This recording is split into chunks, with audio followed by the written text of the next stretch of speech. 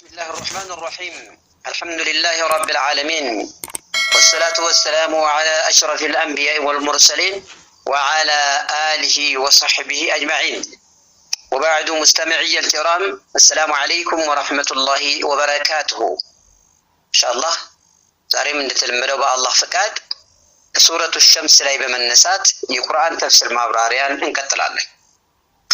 ቢስሚላህ الرحمن الرحيم سورة الشمس مكية وآياتها 15 መክይናት 15 አንቀጾችን ይዛለች። ሱረቱ ሸምስ አላህ Subhanahu Wa Ta'ala በመማል የሰው ልጅ ውድቀት ላይ ውድቀት የሚያገኘውንና ስኬት የሚያገኘው ሰው ምን አይነት ሰው እንደሆነ በመማል ሰባት ነገሮች በመማል ይነግረናል። ኢንሻአላህ ክፍል 1 ይሄ ነው። ክፍል 2 ላይ ደግሞ የሰሙዶች ቂሳ ነው ያለው። የነብዩላህ ሳሊህ ሰዎች የነሱ ቂሳ አለ 11 ቁጥር ላይ ማለት ነው።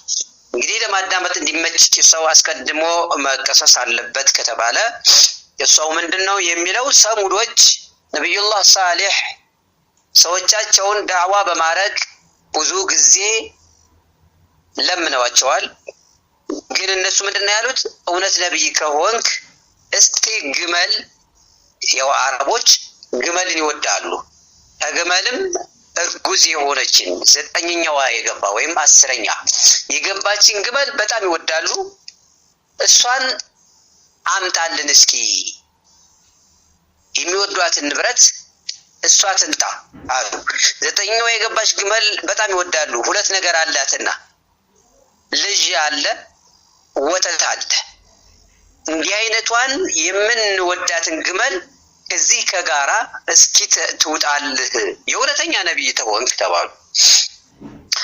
አላህ Subhanahu Wa Ta'ala ለመኑና ያችን ግመል አመጣላቸው። ጠለባቸውም ደግሞ በተጨማሪ ወተቷ በበጋ ቀዝቃዛ የሆነ በክረምት ሞቅ የሆነ እንደዚህ የሚስማማ ነገር የእውነት ነብይ ተወንክ ማድረግ ስለማይሳል አሏቸውና ያቺ ግመል መጣች። ያቺ ግመል ስትመጣ ያላችሁት ነገር መጥቷልና ከዚህም በኋላ ተጠንቀቁ፣ ግመሊቱን በመጥፎ ነገር እንዳትነኳት፣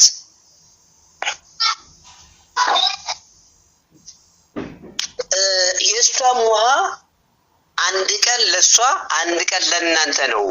የውሃው ማጠጣጥ ሁኔታ በማከል መሆን አለበት። ከሱረቱል ቀመር ላይ ወነቢሁም አን الماء قسمة بينهم كل شرب محتضر እንዳለ ውሃው ለሁለት የተከፈለ ነው። አንድ ቀን ለሷ ነው፣ አንድ ቀን ለማህበረሰቡ ነው። እንዳይነቁ ውሃዋንም ብሎ ነግሯቸዋል። ወደፊት የቁርአኑ አንቀጽ ቃል በቃል ሲተረጎም እንደሚመጣ እነሱ ይሄን ነገር ግን አስተባበሉና የበጎቻችን የከብቶቻችን ውሃ እየጨረሰች ስላስቸገረች ብለው ወግተው ገደሏት የሚለው ይመጣል። የሰሙዶች ቂሷ ይሄን ይመስላል። ቃል በቃል ወደ ተርጎም ሄዳለሁ። ቢስሚላሂ الرحمن الرحيم والشمس وضحاها والشمس በፀሐይ እምላለሁ ይላል። وضحاها በብርሃኗም በፀሐይና በብርሃኗም እምላለሁ ይላል። والقمر በጨረቃም እምላለሁ اذا تلاها ፀሐይን በተከተላት ጊዜ ማለት ምን ማለት ነው?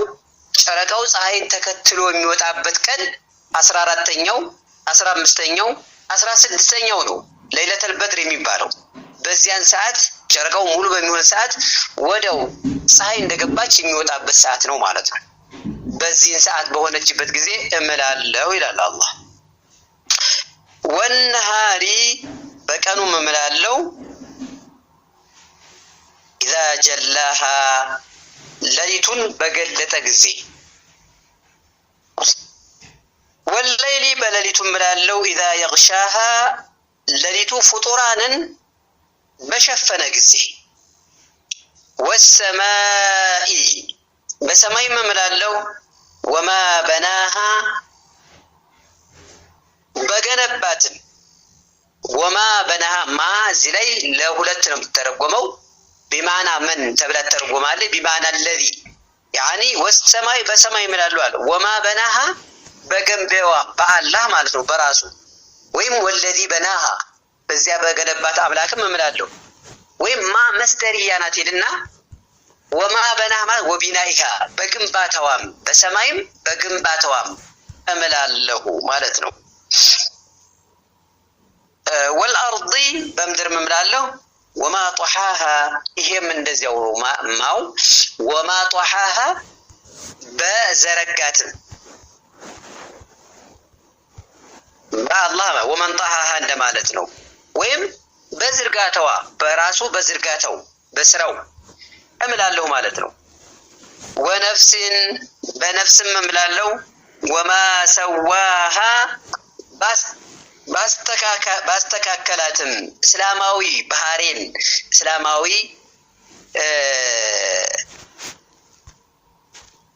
ትክክለኛ የሆነ እስላማዊ ፍጡርን አፈጣጠርን በፈጠራት ማለት ነው وما سواها ማለት ነፍስ በራሷ ተማለ ያቺ ነፍስ ትባል ማንኛይቱም ነፍስ ናት ግን وما سواها ማለት ባስተካከላትም እስላማዊ ባህሪያትን አስይዞ በፈጠራት አምላክ እንት ነፍስ እምላለው فألهمها فجورها ባሳወቃትም فجورها ጽመቷንና وتقواها ፍርሃቷን ጽመቷን ባሳወቃት ማለት የጥመት መንገድ ይሄ ነው ይሄን መስራት ጥመት የሆነን መንገድ አላህ የማይወደው መንገድ መከተል ነው ብሎ አሳውቋታል وتقواها ማለት ደግሞ ፍርሃቷ ምንድነው ይሄን ይሰራ አላህን የሚፈራ ሰው የሚሰራው ነው ብሎ ያሳወቃት በእንዲህ አይነቱ አምላክ እምላለው ማለት ነው እንግዲህ ምሎ የሚናገረን ነገር ምንድነው ጀዋብ አልቀሰሙ قد أفلح من زكاها قد أفلح ስኬታማ ሆነ በርግጥ ስኬታማ ሆነ ይባላል من زكاها ነፍሱን ከሽርክና ከማዓሲ ከወንጀል ያጸዳት وقد خاب من دساها በሌላው ጎን ደግሞ ከሰረ ይባላል من دساها በሽርክና በኃጢአት ነፍሱን የሸፈናት ከሰረ ከዚህ ክሳራ ነጃ አላህ ይበላል ሁለተኛው ክፍል የተሙዶች ቂሷ ነው የነብዩላህ ሷሊህ ሰዎች ምን እንደሰሩ ከነብያቸው ጋራ የምንማርበት ነው كذبت ثمود بطغواها كذبت ثمود አስተባበለች ثمود ማለት የሷሊህ ሰዎች ሷሊህ ثمود ይባላሉ بطغواها بسبب طغيانها ድንበር በማለፋቸው ምክንያት ነብያቸውን ሷሊህን አስተባበሉ ኢድም بعث أشقاها ይበልጥ አፈንጋጭ ሆነው ጠማማቸው የተንቀሳቀሰ የተነሳ ጊዜ ምን ለማረግ ግመሏን ለመግደል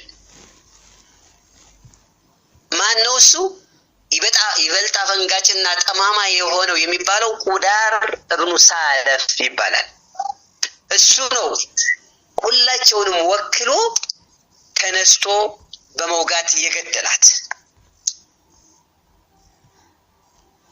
فقال لهم رسول الله يا الله ملكتنيا صالح علىجو ناقة الله احذروا ناقة الله أن تمسوها بسوء مالتنا بمدفو نقر እንዳታገኙት ያላህን ግመል ለናንተ ተአምር ሆና የተላከችውን ግመል እንዳትነኩ وسقياها መጠጧንም እንዳቀርቡ ቀደም እንደነገርኳችሁ ሱረቱል ቀመር ላይ ቂስመቱን በይነሁም ብሏል በመሐከላቸው ተከፍሏል ውሃው የወንዙ ውሃ የሚጠጣው አንድ ቀን ለሷ አንድ ቀን ለነሱ ነው እና የሷን ቀን ውሃም እንዳትነኩ አላቸው فكذبوه فعقروها يا الله ملكتኛ ሷሊህን አስተባበሉትና فعقروها ወግተው ገደሏት ይላል አሁን እነሱ ሁላቸውም ይወጓት አስመስሎ ነው የተናገረው። ፈአቀረሃ አላለም፣ ፈአቀሩሃ ወጓት ነው ያለው። ግን ይሄ ቁዳር ብኑ ሳለፍ የሚባለው ሰውዬ ሲሰጡት መውጃውን ሁላቸውም በሐሳቡ ተስማምተውበታል ማለት ነው። ስለዚህ ሁላቸውም እንደገደሏት ይታያል ማለት ነው። فدمدم عليهم ربهم بذنبهم فسواها فدمدم عليهم بالنفس لاي الله ወሰነ እንዲጠፉ ረቡም ጌታቸው بذنبهم በወንጀላቸው ምክንያት ፈሰዋሃ አስተካከላትም ይላል። ሲያጠፋቸው ሁላቸውንም ነው፣ ልጅ አዋቂ ሴት ወንድ ሳይል ማለት ነው። ሁላቸውንም ነው ያጠፋቸው። ولا يخاف عقباها ولا يخاف الله يفرم عقباها የሰሙድን ፍጻሜዋ መጥፋት መሆኑ። የሰሙድ ፍጻሜ ምንድነው የሆነው?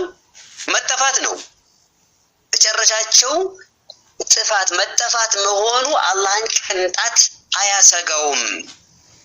ሌላ አካል የሆነ ነገር አጥፍቶ የበላይነትን ሲያረጋግጥ እጣፊው ምን ይሆን ይህ ሰው ድሉ ለሱ ነው ደግሞ እንደገና እኔን ያጠፋኝ ይሆን የሚል ስጋት አለበት። አላህ ግን ይሄንን ሰሙድን አጥፍቶ ፍጻሜያቸው መጥፋት መሆኑ ቅንጣት አያሰጋውም ይለናል። ዛሬው ተፍሲር እዚህ ላይ አቁሟል። ሰለላሁ ዐላ ሰይድና ሙሐመድ ወዐላ አሊሂ ወሰህቢሂ ወሰለም። ሰላም አለይኩም ወራህመቱላሂ ወበረካቱሁ።